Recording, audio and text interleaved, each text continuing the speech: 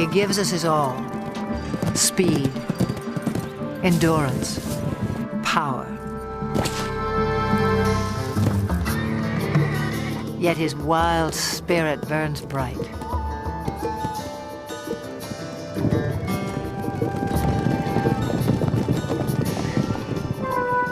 Spark of ancient myth, pride of king and conqueror.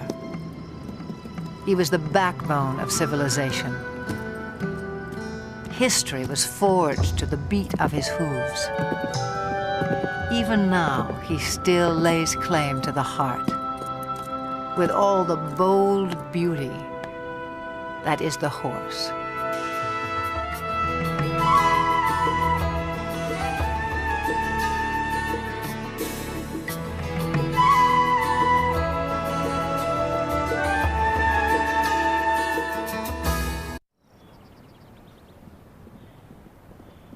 Summer sets off fireworks in the mountains of southern Montana. Spurred by heat and hunger, wild horses converge on the cool green heights, and sparks begin to fly.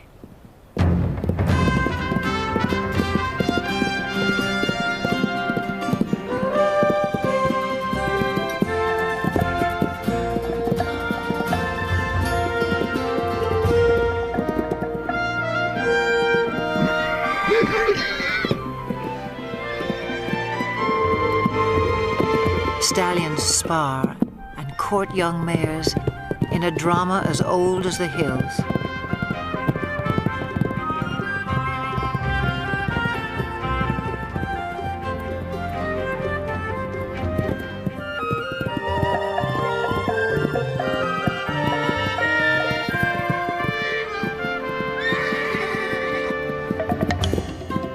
The Mustang has become a symbol of the American West. But some say he's a newcomer to these parts, even a trespasser. The truth is tangled in the long and winding history of his kind.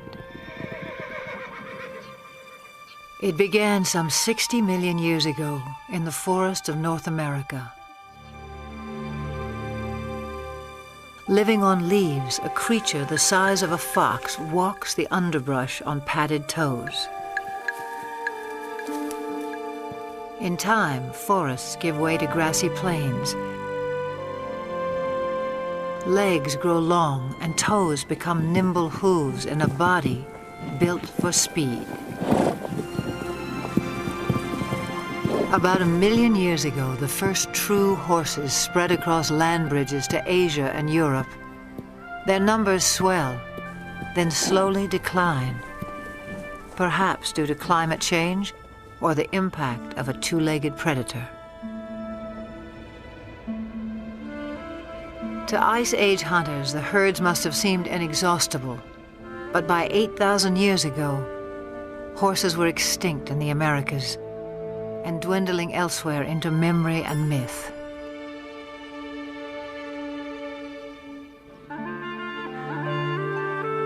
Then somewhere on the steppes of Eurasia, at least 4,000 years ago, the horse inspired someone as more than just a meal. It may have begun as a shaman's ritual or a reckless teenage prank. But some brave soul took a quantum leap and changed the world forever.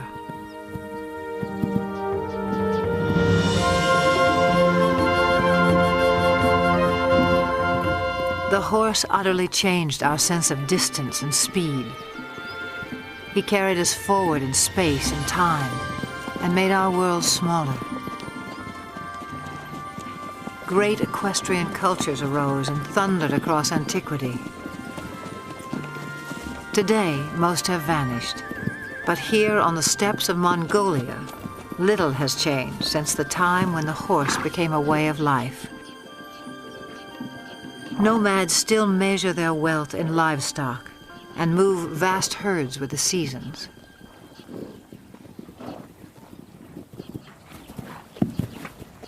Small but hardy, Mongolian horses endure a harsh climate and grow a thick winter coat.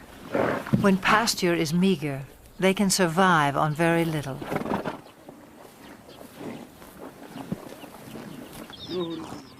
Mongolian nomads also herd sheep, goats, and cows, but horses are their greatest pride. Revered, they are largely reserved for riding, and one other important role. Mongolia's national drink, called arak, is fermented mare's milk. Life in the saddle begins early, in keeping with a local proverb. A Mongolian without a horse is like a bird without wings.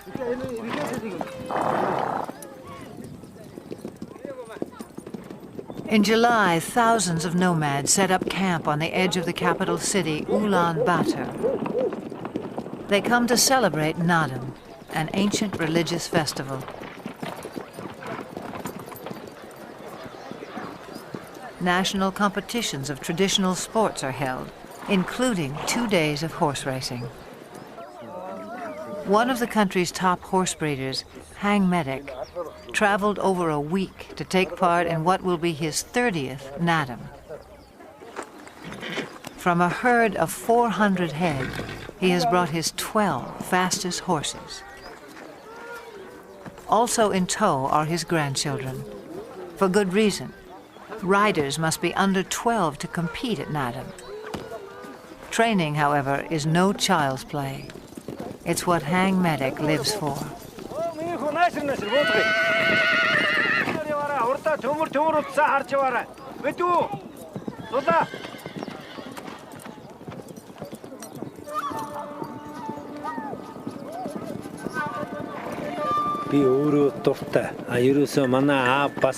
Horse training is a passion. My father was a great trainer, and he passed that on to me. It's the same for most Mongolian people.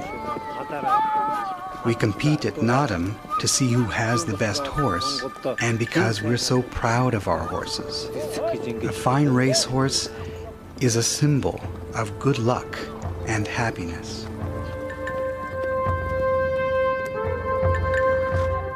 On the day of the first race, preparations begin at dawn. Hats and bright silks will help families spot their little jockeys at a distance.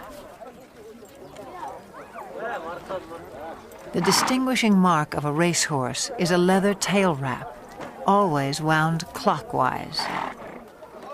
Forelocks are also bound. Hang Medic enhances the look with a charm bearing Mongolia's national emblem. He has high hopes for this young stallion. With an offering of mare's milk, Hang Medic's wife invokes the sacred powers of nature to bless horses and riders. A circle of incense purifies. A drop of arak protects from harm.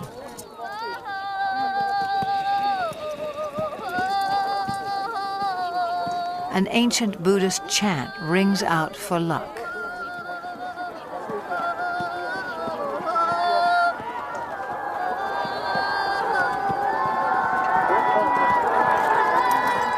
Some 500 riders will compete in the first race. Parents on horseback swell their ranks. By tradition, they circle clockwise at a staging area near the finish line.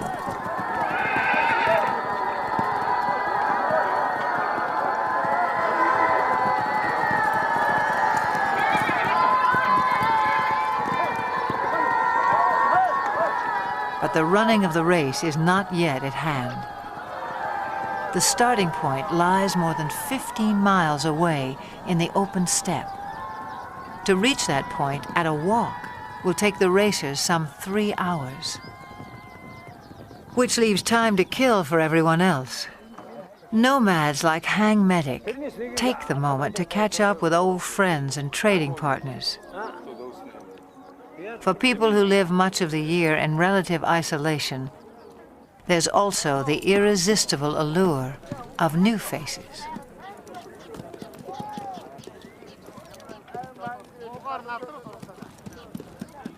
For now, small talk belies the drama that's erupting miles away.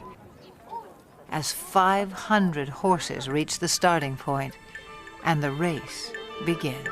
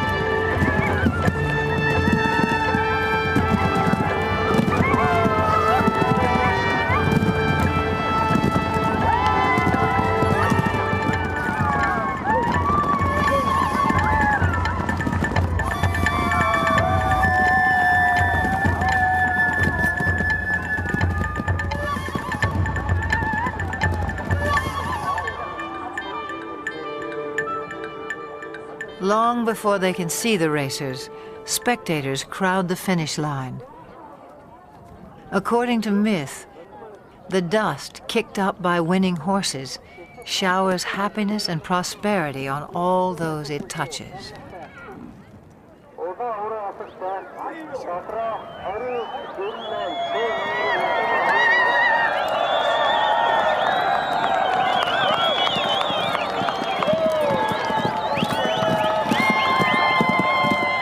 Front-runners have been galloping for nearly 30 minutes.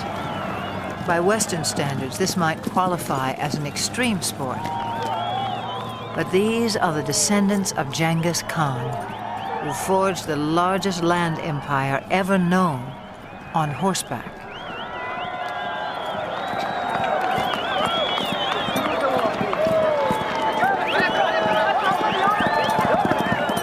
The blue sash of victory goes to the first 5 horses.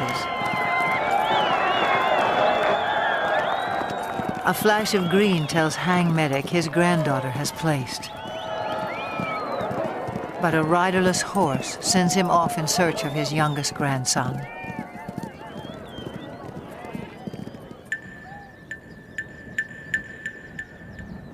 After an initial flurry, racers trickle in for another hour.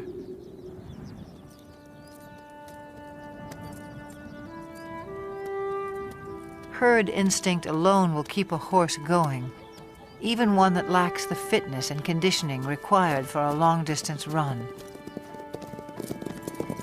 For some, the strain is too much.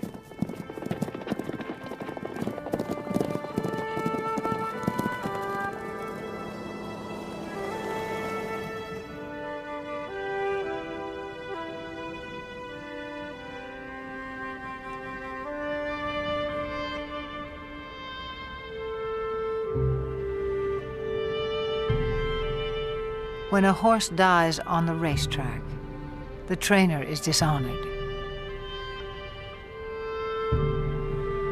But the child who has lost a beloved pet reaps only heartbreak.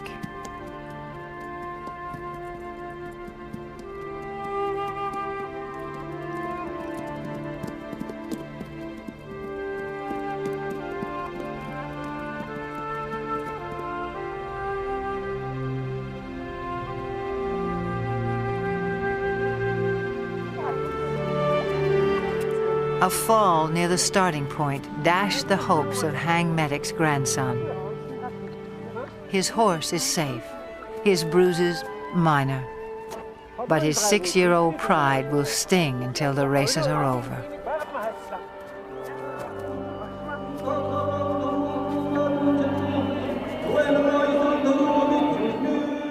Nadam concludes in the National Stadium. with a parade of champions. Hang Medic is twice a winner. His grandchildren take 2 of his horses through their victory laps.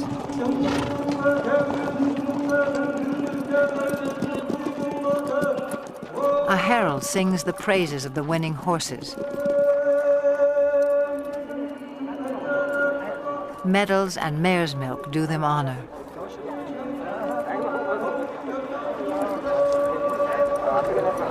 But for each little rider, the highlight is a kiss from the president of Mongolia.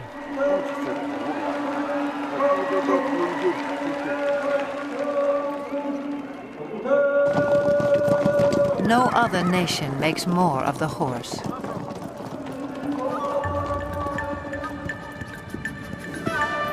Fiery steed, faithful servant. He is all good things to the Mongolian people. In return, they may succeed in saving the last truly wild horse on Earth. Before the rise of civilization, his kind ranged throughout Asia and Europe. Alert and aggressive, they were elusive prey with their camouflage of tawny coat, their upright two-toned mane. These horses were already rare in 1878, when Russian explorer Nikolai Przewalski returned from Mongolia. He carried a skull and hide that would prompt the announcement of a new species.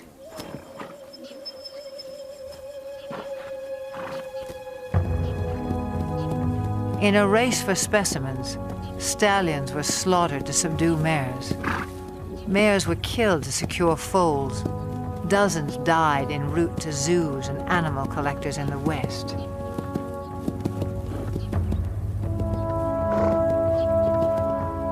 Przewalski's horses were last sighted in the wild in the 1960s.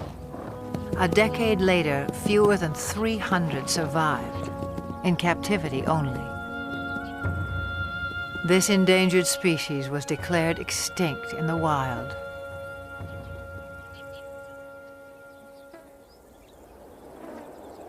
In 1992, 16 Przewalski horses from European reserves touched down in Ulaanbaatar. Their journey was the crowning achievement of Dutch conservationists and Mongolian authorities. Transports were blessed with mare's milk as the horses arrived at a nature reserve established in their honor. The homecoming delighted local people. Their name for the horses is Taki. The word also means spirit.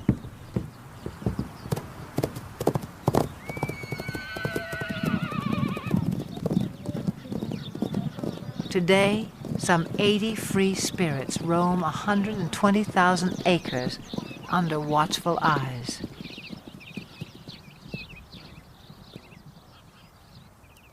Park rangers closely track the animal's health and behavior. Breeding success is high. 2 generations have been born in the reserve. To increase the gene pool, horses are still brought in from the West. But prospects for a self-sustaining population are promising. Mongolia's preservation of the Taki seems a fitting tribute to an animal who has given us so much.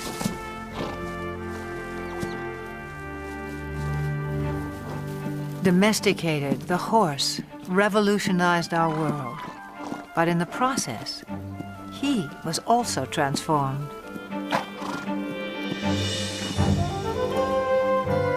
The legendary Arab is just one of more than 150 breeds, some honed for work, some for sport, others for sheer show.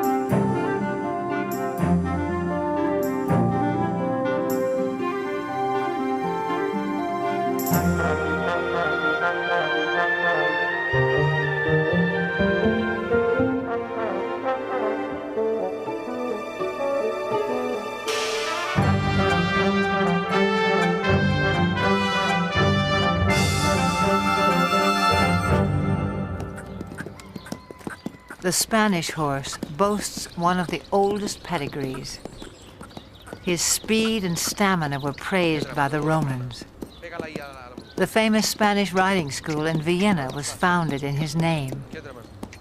A dancer's grace made him a favorite of monarchs and earned him the title Royal Horse of Europe. Today, he inspires a new generation. At the Royal Andalusian School of Equestrian Art in the town of Jerez in southern Spain. Few gain admission here. Only first-rate horses, trainers, and students. A strict curriculum has produced several Olympic competitors. The school also keeps tradition alive. Once a week, the public is invited in to enjoy the splendors of another age. In 18th century costume, riders recreate the height of classical horsemanship as it was practiced throughout the courts of Europe.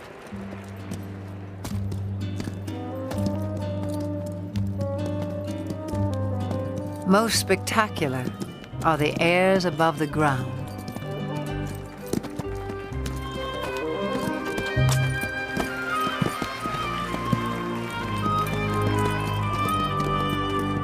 Horses naturally leap and kick when fighting. Centuries ago, cavalry mounts were trained to perform these moves in battle.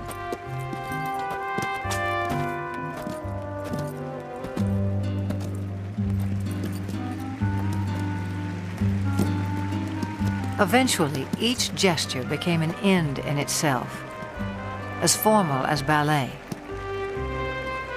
A supreme effort, the capriole demands vertical loft, virtually in place.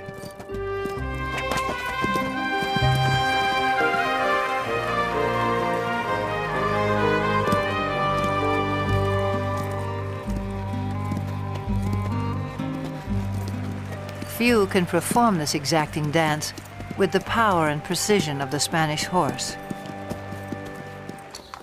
The purity of the breed is proudly protected in Spain, yet his bloodlines extend far and wide. For this was the horse who once conquered a new world. Some 500 years ago, Spanish explorers rode upon the shores of the Americas. Some native people mistook man and mount for a single fearsome creature.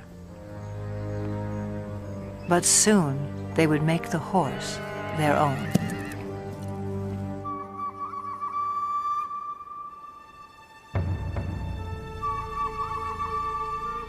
Through stealth and trade, Native Americans embraced the horse. It was said they came to each other like long-lost brothers.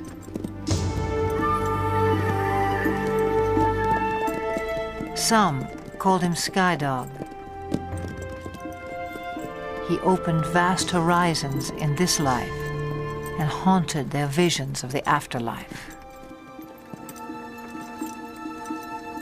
But this cult of the horse would not last.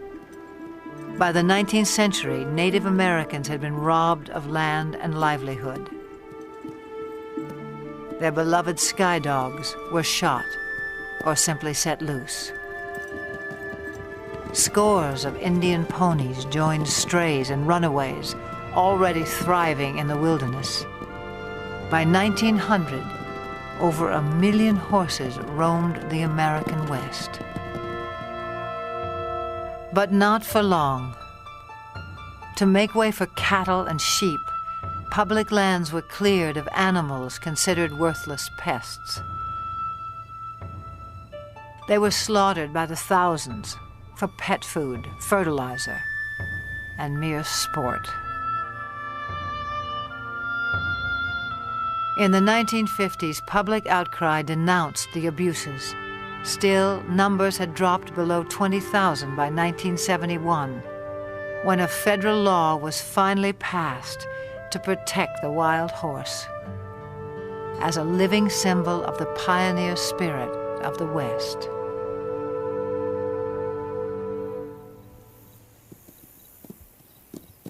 Today, the Bureau of Land Management oversees some 45,000 horses on public lands in 10 states.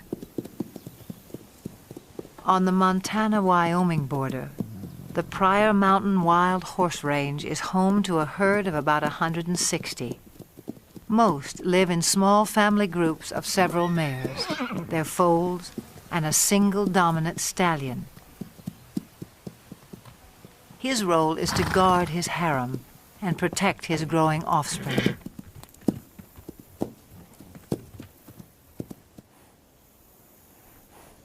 This stallion, known as Raven, is one of the most dominant on the range. A heap of fresh droppings called a stud pile alerts him that potential rivals may be in the vicinity.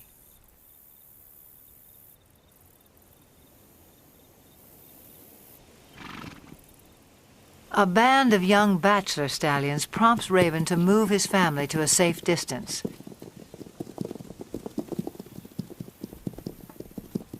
Then he advances on the intruders, and confrontation becomes inevitable.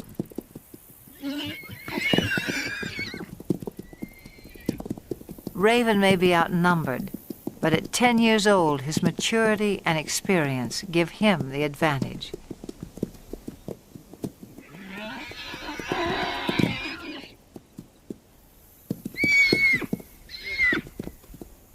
As he enters the fray, his band stays put on the sidelines.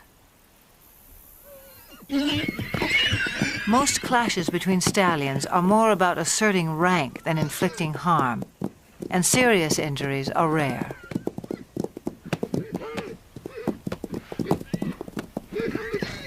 In the end, the bachelors move on unscathed but chastened, and Raven returns to his mares.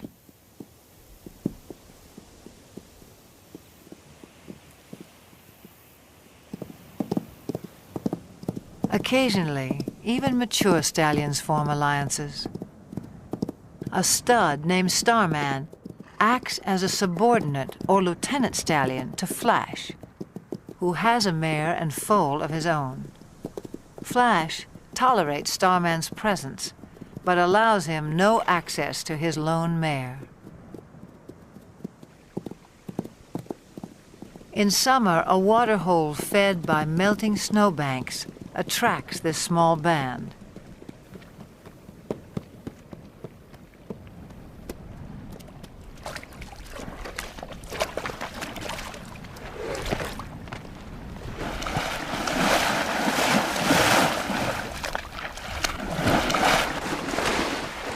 The mare enjoys a soothing mud bath, while her 3-month-old foal plays with the idea. But for now, the water holds no appeal for Flash's lieutenant stallion. Starman picks up the scent of another mare and sets off in hot pursuit. The mare's yearling son tries to intercept Starman, but fails to impress such a mature stallion.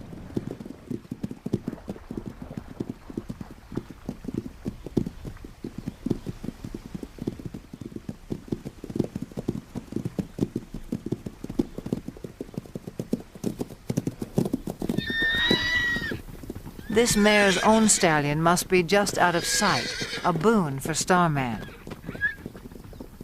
Still, she rejects his advances.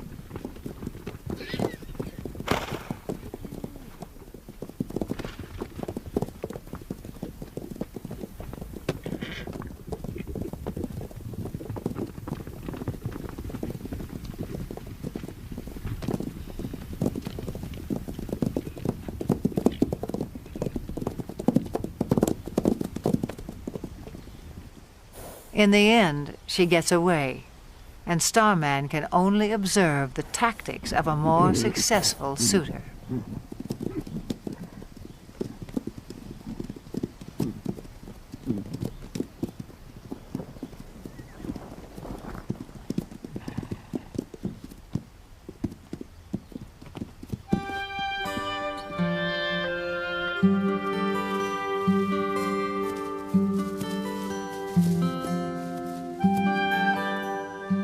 times, the Pryor Mountains seem heaven on earth for horses.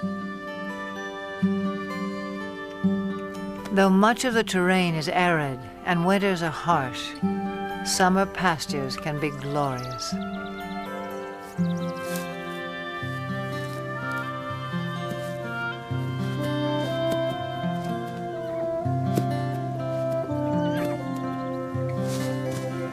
The horses have few predators to fear.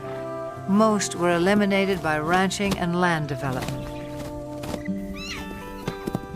With high fertility rates, the horses' numbers can increase by 10, even 20% a year. And that means trouble in paradise.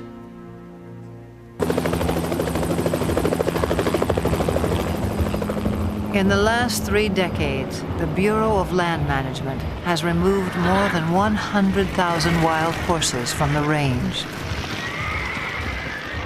The roundups are intended to protect public lands from overgrazing and ensure the health of the herds.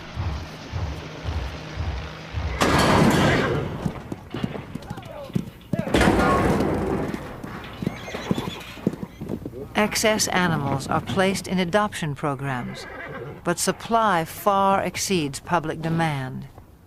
Horses deemed unadoptable live out their days in holding pens.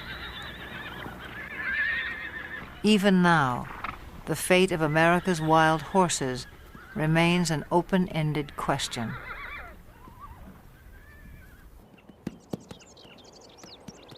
Some 4,000 years of domestication have failed to deprive the horse of his wild instincts. His natural impulse is to flee the company of humans. Brian Newbert makes a living not breaking, but in his words, starting wild or green horses. This 2-year-old quarter horse stud, born on the open range, has never been handled. On his ranch in Northern California, Brian is about to make first contact.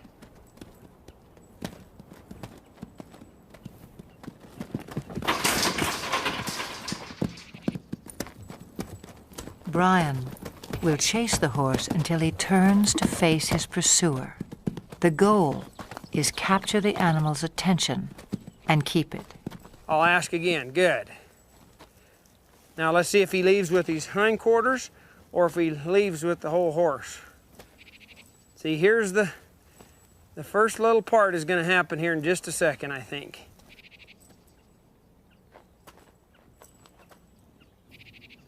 Subtle shifts of body language keep the horse focused on Brian. If his attention wanders, I might see if I can get another step closer. As long as he's doing that, I'll just let that soak in. And I'll take another step. And I'll take another one here. He's having trouble with it, but he's trying.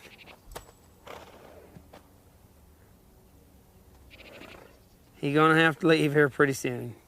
And I'll try to direct him back. There, he adjusted in the rear quarters. That's what I'm gonna need here.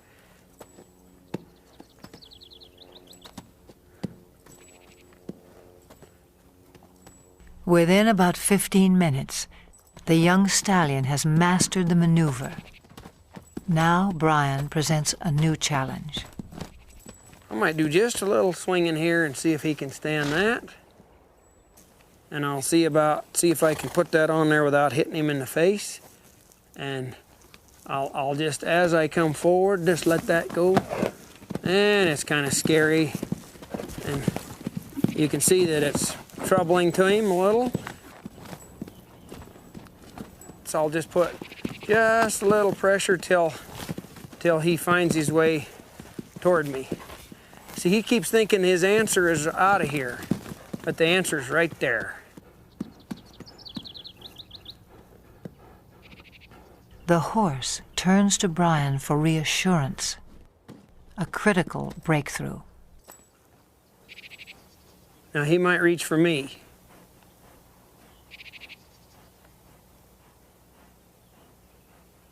Let's see if...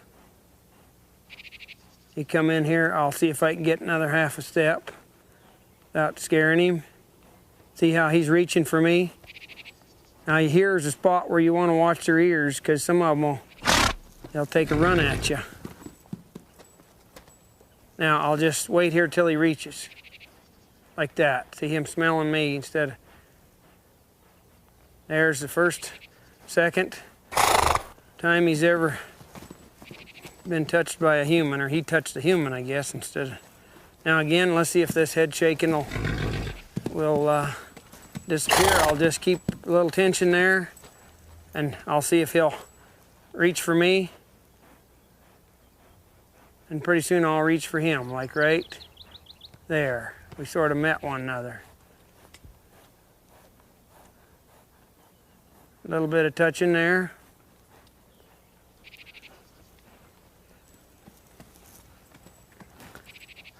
A little bit more here. See, he's finding out he can touch me and reach for me now. In a horse, there's a spot in there where they can just turn loose emotionally.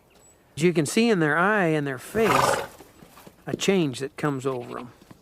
And they'll begin to drop their head and their eyes will soften, and you can just see that they're beginning to trust you. And then you can move right on and really advance then. I'll get my weight shifted back.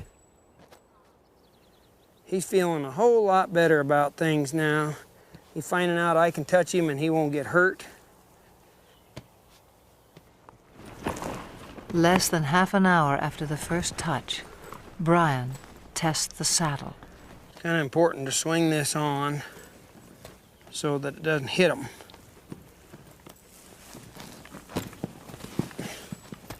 So this grab will gradually just lays right over on their back like that.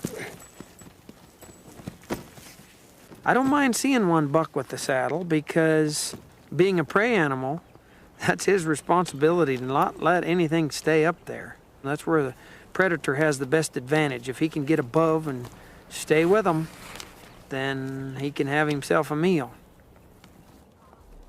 Pretty dreamy now, but we'll see what he's like when he feels that saddle on there. I'd rather he test the saddle out before I get on than after I get up there. Now I'm gonna move him off, but ever so softly, if I can. I'm not trying to make him buck.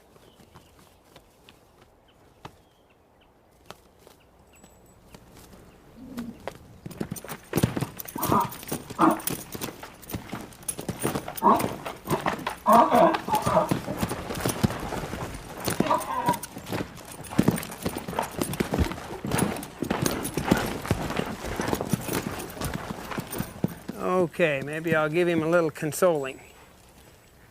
Did you get scared, Bolly?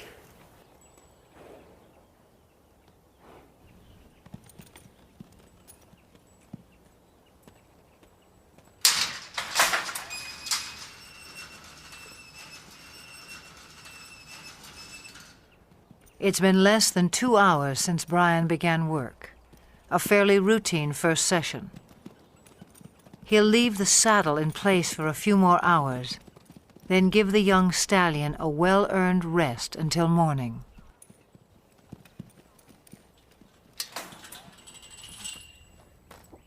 Yesterday's fear gives way to recognition and trust. Today will be another turning point. Social animals feel safest in a group. As a comfort to the young stallion, Brian has corralled several other horses.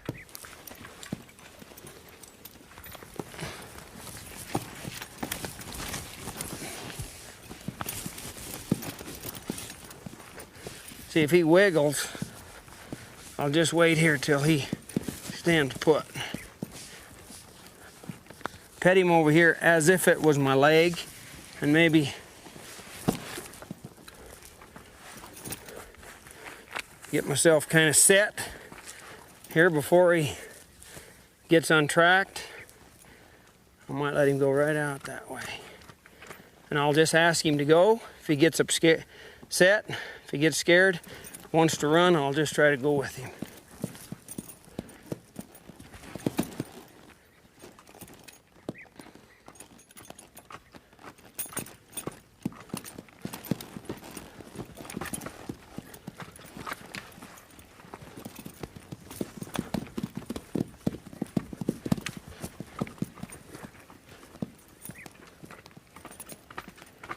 People ask me about this new way of working with horses. As far as I know, it's been around as long as there's been horses and man interacting with one another. I don't know how the first man could ever got on a horse for the first time without having something working for him.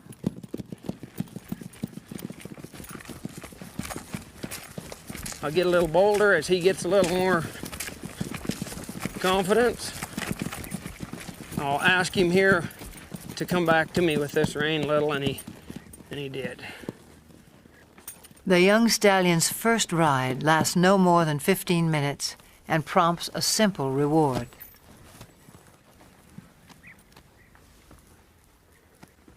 Hey, kid.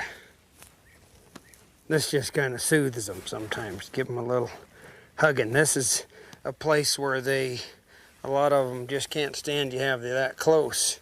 And if you can show them that it's okay to be this close, why, it's a real relaxing, soothing kind of thing for them.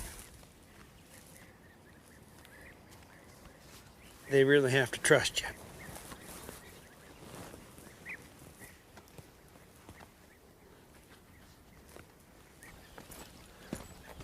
By day 3, it's time to abandon the security of the corral. A whole new life is beginning for the young stallion. He gets so he can trust me a whole lot more today, I see. And Brian is left to ponder an age-old mystery about the nature of horses. I often wondered how in the world would they allow somebody to get up on their back and guide them around. They'll take us miles and miles till they're totally, tired, pull wagons and pack loads and all kinds of things, when actually they could kick us or hurt us or buck us off any time, and yet they'll just work their hearts out for us if it's presented to them in a way that they can understand. Pretty special animal, really. Special indeed. No more than 60 years before the first moon landing, the world was driven by horsepower. Every sector of the economy relied on him. Transport and trade, industry and agriculture. No creature served us better in the building of civilization or its occasional overthrow. For millennia, the war horse prevailed in battle. If not for a horse, would Alexander have been great? Who can imagine Attila the Hun or Napoleon on foot? Over 1 million horses served in World War I. Nearly a third died. In World War II, tens of thousands perished in a battle of bullets and bombs. The age of horsepower was over. And yet there are more horses in the world today than during the 1800s, some 62 million. In an age of technology, perhaps we yearn all the more for the touch of something wild.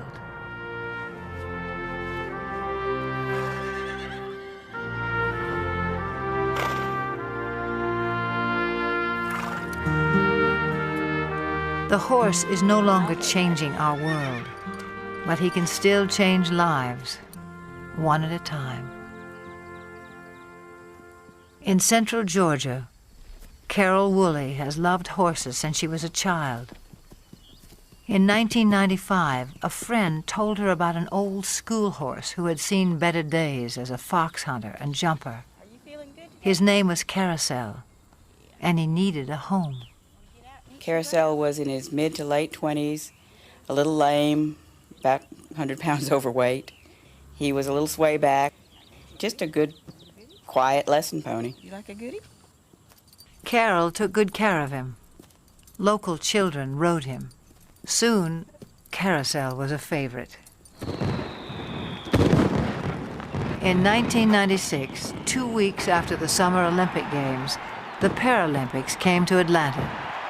Some 3,500 athletes attended. For the first time, equestrian events were included. 16 nations sent teams. It was up to event organizers to provide horses for 62 athletes with a wide range of disabilities.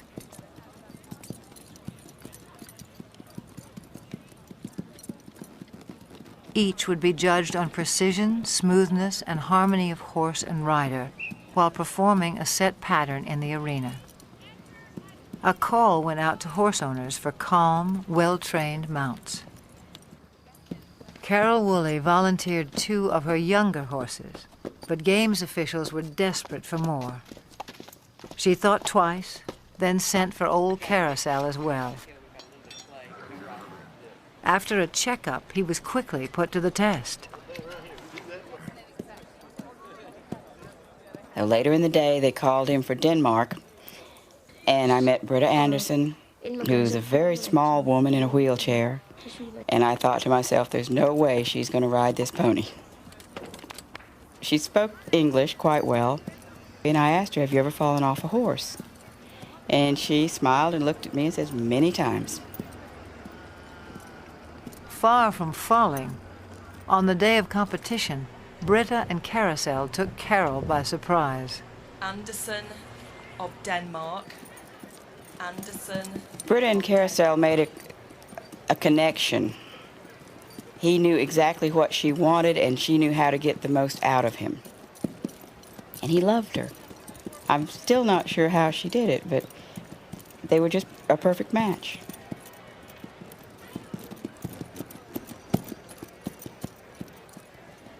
The judges agreed.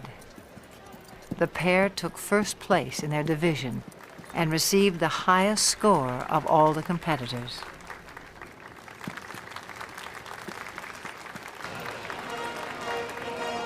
From Denmark, Britta Anderson, riding Midland's Carousel, owned by Carol Woolley. When they won the gold medal, it was this little pony and a horse trainer from nowhere, and a world-class rider. And the thought that they actually won that gold and they earned it, it was probably one of the high points of my life.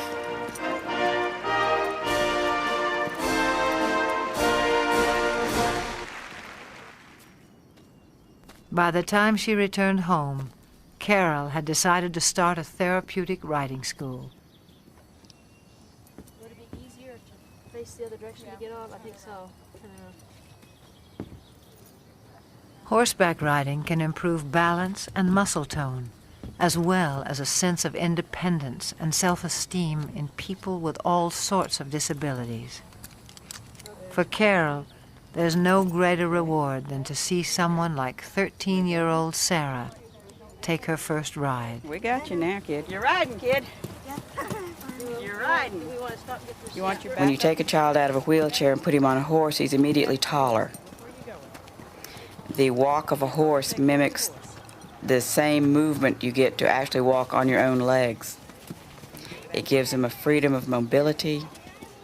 It gives them control over something that they may have never known before. They can control where they're going.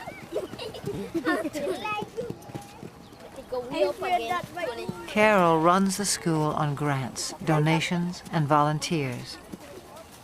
And Carousel heads her fleet of gentle horses past their prime. In August of 1998, at a regional show for riders with disabilities, Carol decides to send Carousel into the arena one last time. 9-year-old Sean Donaldson, one of Carol's top students, has never competed before. It's a breathless moment for his parents. Make the old man proud. You got a good horse on him, though. Knows what to do. Young boy and old horse are picture perfect and take a blue ribbon. In first first place, Sean Donaldson from Carousel. A first for Sean, a final trophy for Carousel.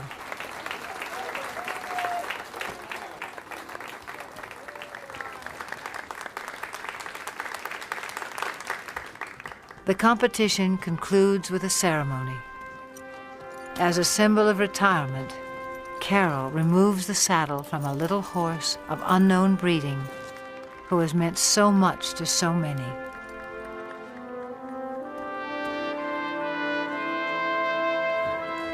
To him go the full laurels of a champion. He was quite calm and stood through everything. He halfway, I think, understood that we were doing an honor to him. I was a little surprised that he didn't mind us putting flowers on him. He acted like, well, those were his flowers, this is fine. I think he enjoyed it, really. He wasn't just an old sway-backed horse with a gray face. He was everybody's dream of a horse.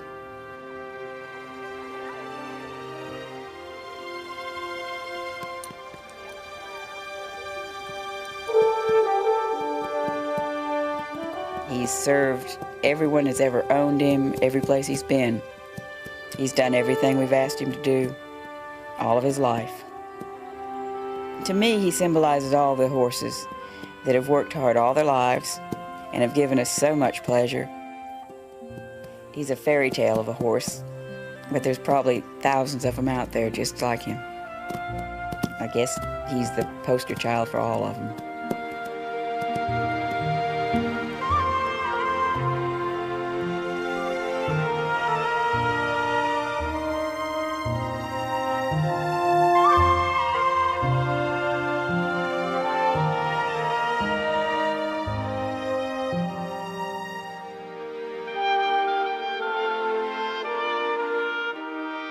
For all they have done for us, for all that they are, may they always have green pastures, each and every one.